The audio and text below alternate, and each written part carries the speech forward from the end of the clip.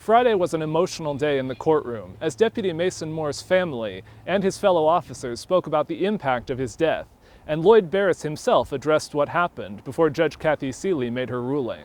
It's been a long 5 years for patiently waiting for the state to arrive.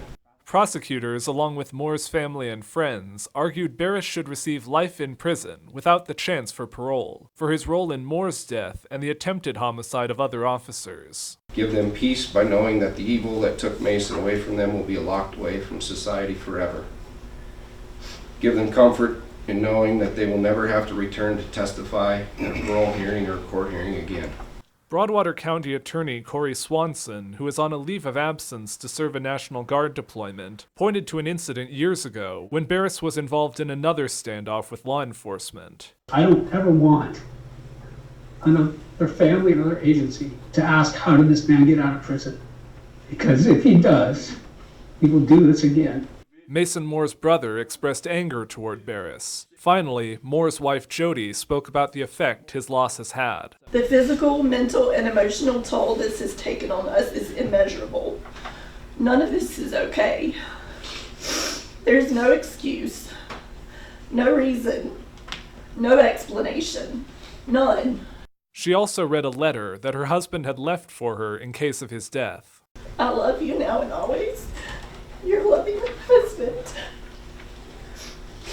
This is the man that you took from us. You robbed me of being able to spend the rest of my life with him. Barrus himself addressed the court Friday, expressing regret but not an explanation for his actions. I'm truly sorry for the loss of, for the Moore family's loss.